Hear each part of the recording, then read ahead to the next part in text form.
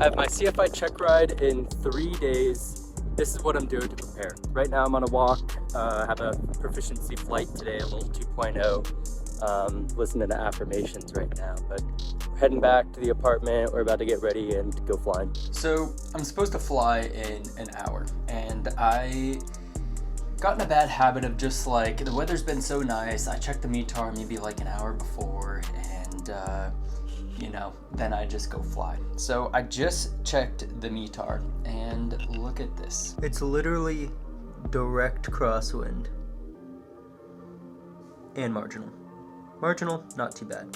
But crosswind at 22 knots, that's crazy. So anyways, instead of going flying, we are doing something else. Right now we're heading to the airport to pick up Caleb. We're gonna carpool, and we're gonna go fishing together. I haven't gone fishing in so long. I just had to get my fishing license today. Take a little time off. It's Saturday.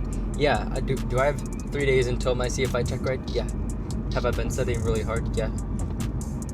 Do I feel prepared? I actually do feel prepared. I feel more prepared for this check ride than any other check ride, which is crazy because I feel like, I don't know, arguably this is one of the hardest check rides, CFI.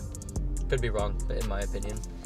But yeah, showing up every single day and studying, I think, if I take today off, then the next 2 days I could really grind it out and kind of be revived, have the energy to keep going. But CFI was surprising because you're teaching other people, so you need to have the knowledge. But I didn't realize, and it's obvious thinking about it now, that you have to have the knowledge for endorsements. How does someone get from 0 hours to the check ride? Like, there are certain requirements, there are certain things, hour requirements, knowledge requirements, written tests that you have to do all these things before you can even get into the check ride. And who does that? It's the CFI. The CFI is in charge. And I am at ATP. I've done all my flight training at ATP, including CFI.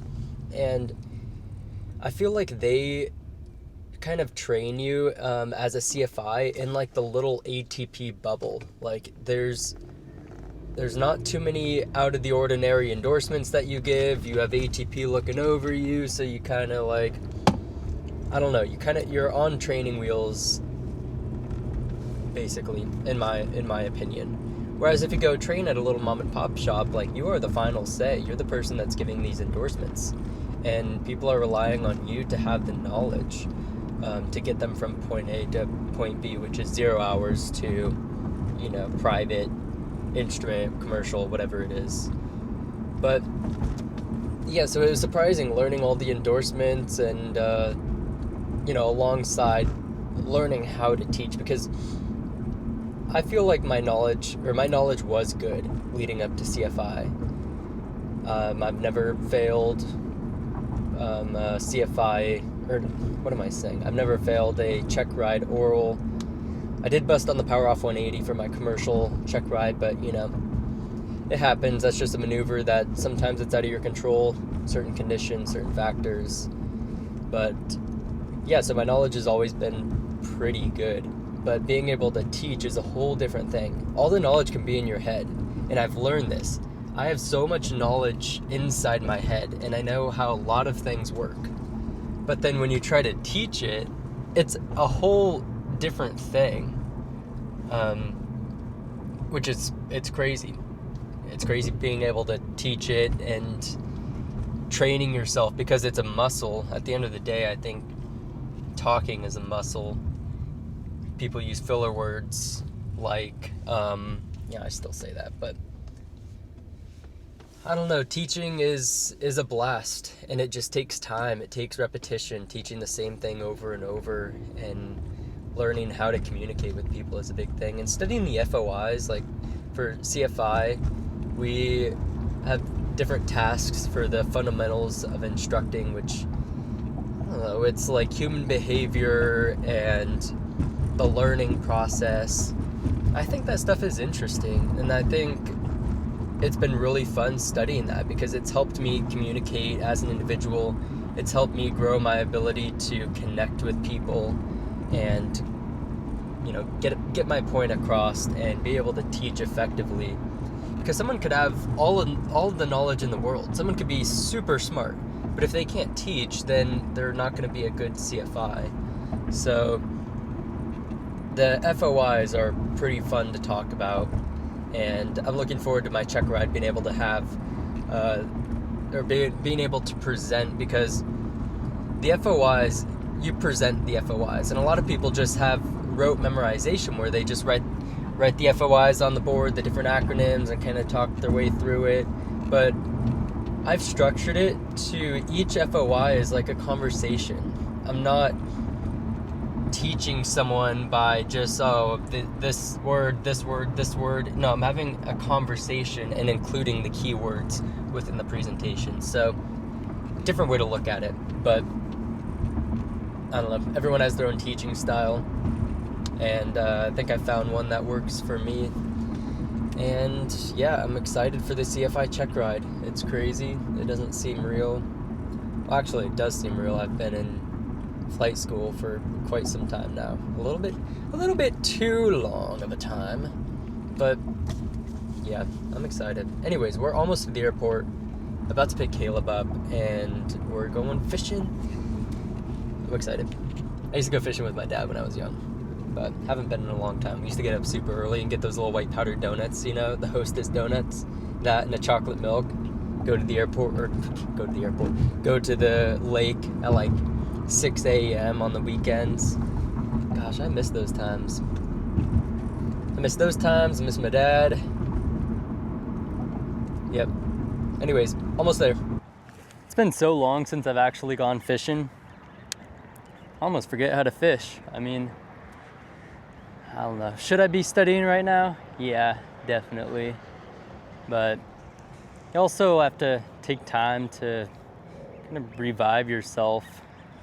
You know, you push hard, you study, fly for a really long time, you know, for weeks on end. You don't really focus on yourself. It starts to add up, you know. And even something like aviation, which has been a huge passion of mine, you know, you can get burnt out of anything if you do it for too long without taking breaks. So it's nice to be out here.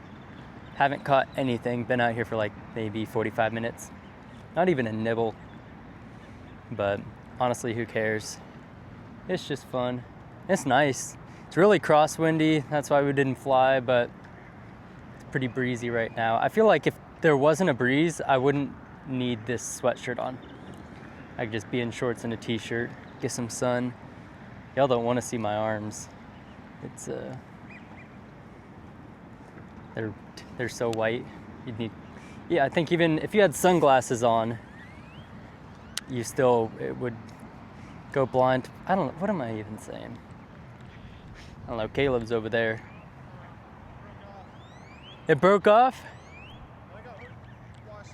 Second spot, no luck. This is what it looked like. I didn't really film there, but it's all good. Gosh, I'm tired. It was so windy out there, and I feel like I got a little sunburnt. Also, I caved. I got an energy drink. I've been taking some time off from the energy drinks just to, like, I don't know, feel healthier, or maybe trick myself that I'm healthier, even though I'm just more tired. But it is what it is. We're at the grocery store, about to get some stuff for spaghetti, and then practice FOIs, check rides in 3 days. So, you know, the fun's over, gotta lock in. Okay, now for the haul, we're going cost effective, right? We've got ramen noodles, not the healthiest choice, but, you know, we gotta eat on a budget. I saw these, they're like $2. We've got some spaghetti sauce because, you know, we're doing spaghetti tonight. And some barbecue chips. Am I the only one that I like tuna and I eat it with the barbecue chips? Tell me that's weird. I feel like that's weird. But it's so good, that combo. Okay, this is the end of it. Gonna wrap up the video here. If you guys stuck around, thank you. And it's kind of a, I don't know, maybe not so, or a boring vlog, or I don't know. I don't know what I'm doing with this, but yeah, this is just like a typical Saturday. I'm trying to keep it just raw. That that I don't know if I should say that, but just trying to like not do too much, you know? Just if you're in flight school, this is like what to expect. This is my schedule. This is what I'm doing. So if I wish I had this, and there were probably other people that film like day in the lives, but I don't know. I wish I knew this ahead of time. It wouldn't have changed my decision to go to flight school. I don't know, didn't know what to expect. But anyways, if you stuck around this long, thank you, and I will see you next time.